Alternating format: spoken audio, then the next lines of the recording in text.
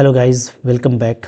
तो देखो, झारखंड में अगर आप गवर्नमेंट लेक्चरशिप में आना चाहते हैं तो बहुत ही अच्छा अपॉर्चुनिटी है।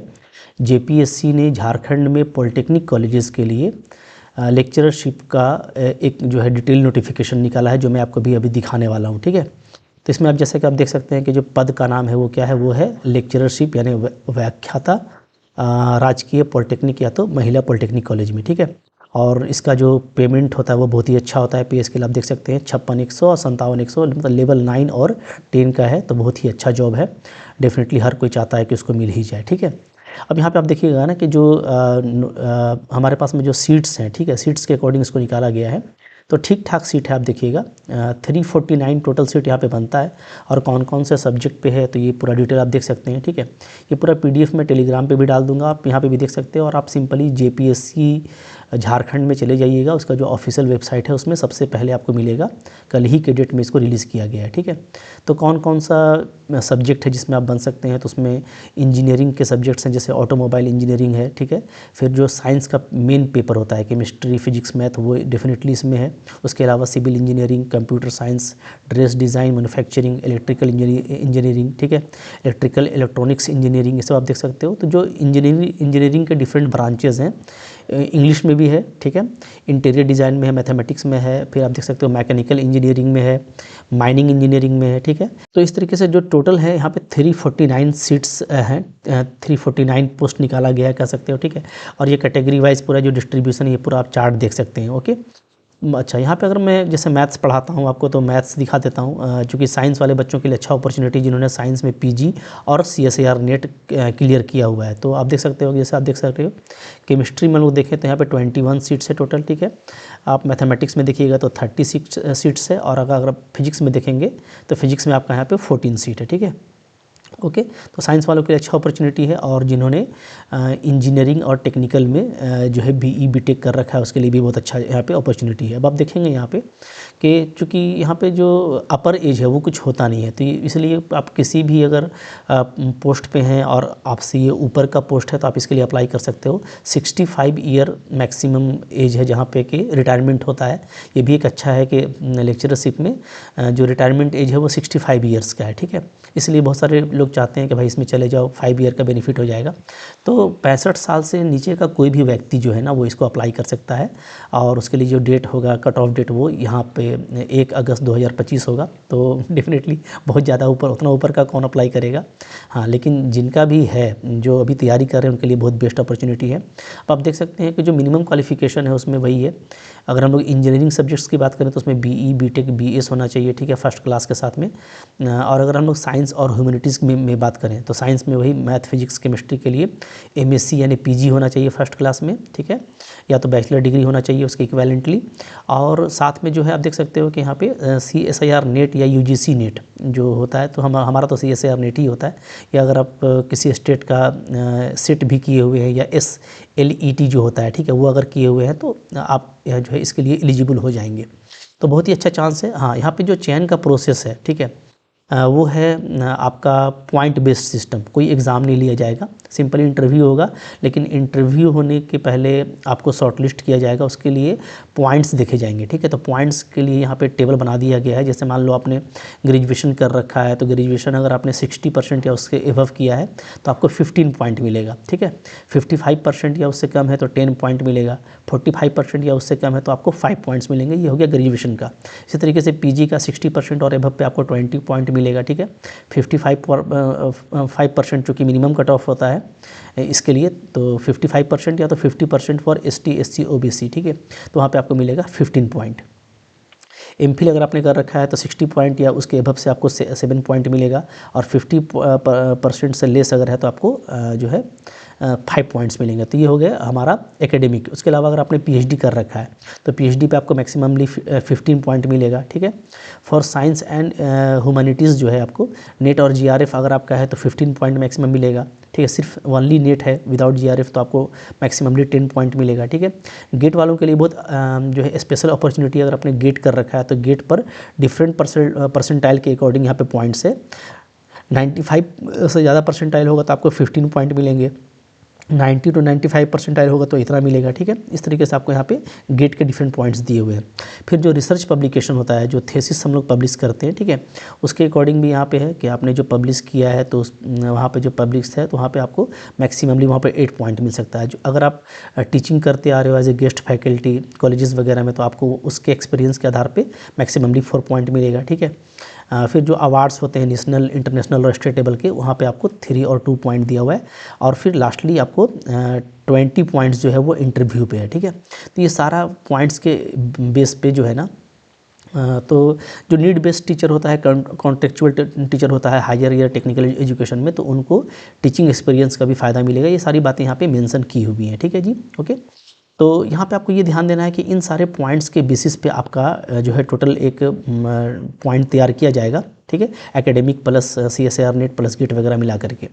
अब यहाँ पे ये चीज़ नोट लिखा हुआ है कि एमफिल और PhD दोनों मिला के मैक्सिमम 15 ही देना है। मतलब किसी ने एमफिल भी किया हुआ है, PhD भी किया हुआ है, ठीक है, तो अब उसको 15 से ज़्यादा नहीं दिया जाएगा, इसमें मैक्सिमम 15 ही दिया जाएगा। इसी तरीके से GRF है, नेट है, जेट है, कुछ भी है आपका, तो GRF वाले को तो मैक्सिमम 15 मिल जाएगा, और सिर्फ विदाउट GRF ओनली नेट है तो आपको 10 पॉइंट मिलेगा।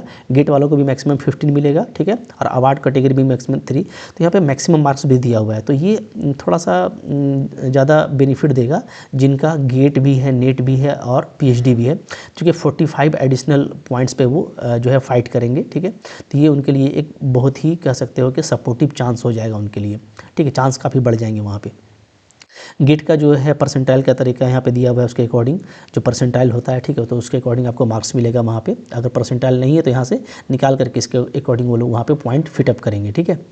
क्लियर हो गया। तो ये सारी बातें यहाँ पे हैं। पब्लिकेशन जो होता है, थेसिस पब्लिक जो करते हैं, ठीक है, तो वो जो जर्नल्स पे किया जाता है, तो किस तरह के जो है जर्नल्स में आपने किया है उसके अकॉर्डिंग आपको यहाँ पे पॉइंट्स मिलेंगे, ओके।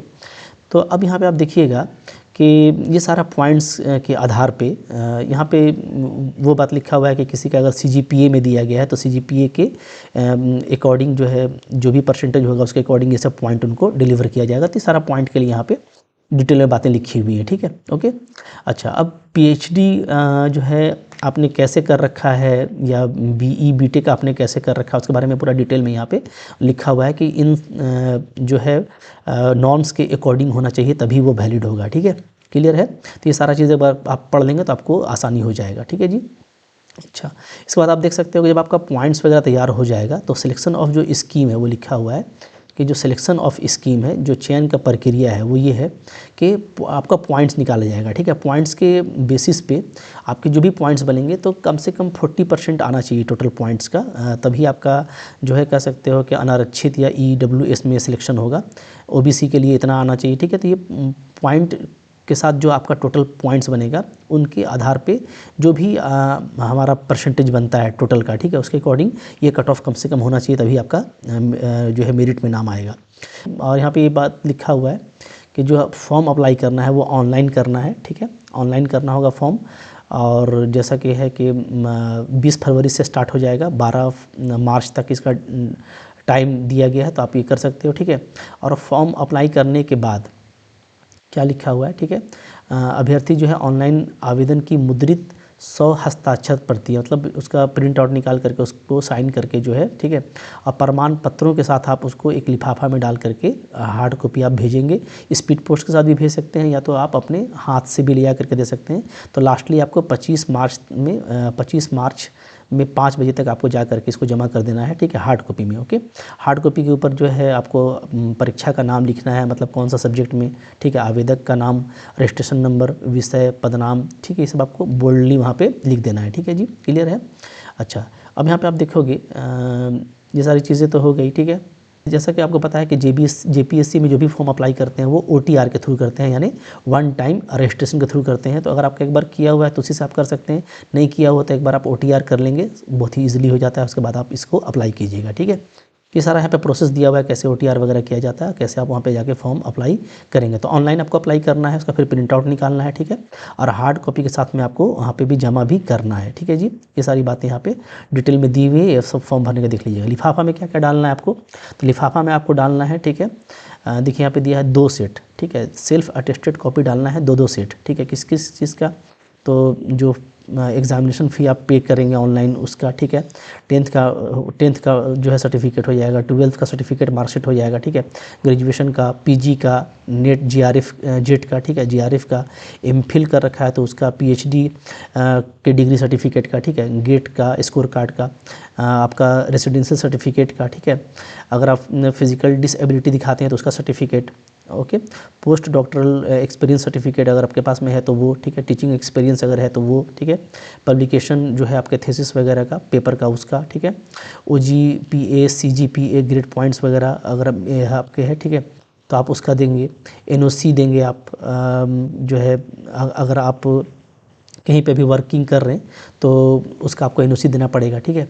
आधार कार्ड देना पड़ेगा आपको, और any other documents as per advertisement and information given in the application form. तो जो भी अपने एप्लीकेशन फॉर्म में एंट्री डाला है उन सब के रिगार्डिंग आपको एक दो कॉपी जो है आपको इन्वेलप में डाल करके देना है, ठीक है जी, क्लियर है। तो इस तरीके से यहाँ पे बोला गया है कि आपको सेल्फ अटेस्टेड करके इन प्रमाण पत्रों के साथ आपको जो है ये पूरा तैयार करना है, ठीक है, ओके। तो लिफाफा आपको इस तरीके से तैयार करना है और लिफाफा में आपको इनको डाल करके देना है, क्लियर है, ओके। चलिए, तो ये सारी बातें क्लियर हो गई। 20 फरवरी से आप इसका विंडो ओपन हो जाएगा, वहाँ से आप अप्लाई करेंगे। 12 मार्च तक आप उसका डेट रहेगा, ठीक है। 12 मार्च के बाद 14 मार्च तक, यानी 3 दिन एक्स्ट्रा मिल रहा है, 12, 13, 14, 5 बजे तक आपको जो है पेमेंट वगैरह सब कुछ क्लियर कर देना है। और फिर आपको जो है जो भी आपका फॉर्म भरा जाएगा उस फॉर्म का, ठीक है, निकाल लेंगे आप प्रिंट आउट A4 साइज़ में, और उसको आप रजिस्ट्री करेंगे, या तो स्पीड पोस्ट करेंगे, या तो आप हाथों हाथ वो लिफाफा जो है जा करके आप 25 मार्च को 5 बजे तक कम से कम आपको जाके जमा कर देना है। उससे पहले ही जमा कर दीजिएगा, इसका टेंशन मत लीजिएगा, ठीक है, क्लियर हो गया। अच्छा, देखो यहाँ पे बात लिखा हुआ है कि जो भी हमारा टेबल के अकॉर्डिंग जो पॉइंट्स बनेगा, ठीक है, तो merit list will be made and 5 times candidate against each post will be called for document verification, ठीक है। तो जो भी सीट है, जैसे मान लो मैथ्स में अगर 30 सीट हैं तो 150 स्टूडेंट को फिल्टर किया जाएगा डॉक्यूमेंट वेरिफिकेशन के लिए, ठीक है। और उसमें से फिर जो है जब डॉक्यूमेंट वेरिफिकेशन हो जाएगा तो उसमें से 3 टाइम्स को लिया जाएगा इंटरव्यू के लिए, और फिर इंटरव्यू के बाद जो है फाइनल मेरिट लिस्ट आएगा जिनका भी सिलेक्शन होना होगा, ठीक है। तो भाई इस तरीके से होना है, इजी प्रोसेस है, हाँ, लेकिन उनके लिए है जिन्होंने अच्छे से फर्स्ट क्लास से पीजी कर रखा है, साथ ही साथ नेट कर रखा है, और तो उनके लिए है एटलीस्ट। और अगर आपने पब्लिकेशन वगैरह किया अपने पेपर का तो बहुत ही अच्छा है आपके लिए। तो मैं लास्टली ये कहूँगा कि देखो, चूँकि 65 ईयर्स तक आप यहाँ पे जॉब कर सकते हैं, तो ये एक अच्छा जॉब है जो अच्छी सैलरी पे आता है, और आपको पता है कि इसमें जो बर्डन ऑफ ड्यूटी है वो बहुत कम रहता है, ठीक है। आप बहुत अच्छे से रिलैक्स वे में जॉब करते हो, तो बहुत ही अच्छा जॉब कहलाता है ये।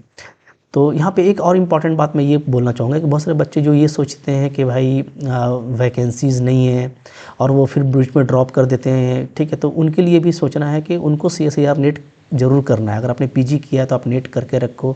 जेट का भी जैसे फॉर्म आया हुआ है, एग्ज़ाम होने वाला है, फॉर्म तो भरा जा चुका, तो जेट वगैरह का आप एग्ज़ाम दीजिए। तो आपके पास में अगर जेट का ठीक है, SLET का, या आपके पास में नेट का अगर डिग्री रहता है, और फिर आप अपने आप को कंटिन्यू करते हुए PhD वगैरह भी कर लेते हैं, तो इस लाइन में अगर आप रहेंगे ना, तो याद रखिएगा अगर आपको 40, 45 या 50 के आसपास भी अगर ये जॉब मिल जाती है तो आपके लास्ट के जो एज है, जो आपका लास्ट का उम्र है, वो बहुत अच्छे से कटेगा। तो इसलिए मैं सबको बोलता हूँ जो भी पढ़ने वाले बच्चे हैं वो अपने आप को कंटिन्यू रखें, अपडेट रखें, ठीक है, डिग्रीज़ लेते जाएं, और जो भी होता है टाइम निकाल के करते जाएं, चाहे आप नौकरी कर रहे हैं नहीं कर रहे हैं, ठीक है, लेकिन आपको हमेशा जो है इस तरह का जो टॉप जॉब है, ठीक है, जो कि बहुत ही अच्छा जॉब कहलाता है, उसके लिए आपको कोशिश करते रहना। डेफिनेटली आप लगे रहोगे तो देखो अभी जो है ना, आने वाले दिनों में पॉलिटेक्निक कॉलेजेस, इंजीनियरिंग कॉलेजेस बढ़ते जाएंगे, और उसमें इस तरह का टेक्निकल पेपर, इंजीनियरिंग पेपर और साइंस के पेपर के टीचर्स का डिमांड हमेशा रहेगा। तो लेक्चरशिप का दरवाज़ा सिर्फ ऐसा नहीं कि डिग्री कॉलेजेस में ही है, इन सब कॉलेजेस में भी है। तो अपने आप को तैयार रखिए आने वाले दिनों के लिए।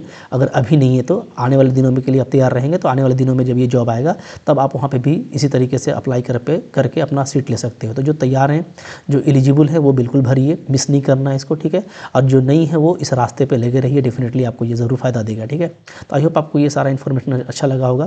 कोई और अपडेट होता तो मैं आपको बता दूँगा, ठीक है। तब तक आप इसको आप डिटेल में ज़रूर पढ़ लीजिएगा एक बार, और पढ़ने के बाद फॉर्म ज़रूर अप्लाई कीजिए, ठीक है। और कोई दिक्कत है कमेंट कर सकते हैं, चैनल पर सब्सक्राइब करके पे रखो। अगर इंटरव्यू भी देना है तो आपके पास में नॉलेज होना चाहिए। तो उसके लिए भाई चैनल में मेरे पास में जो है हायर मैथमेटिक्स का ही, चूँकि मैं मैथ्स पढ़ाता हूँ तो मैथ्स का सारा कंटेंट अवेलेबल है चैनल पे, ठीक है।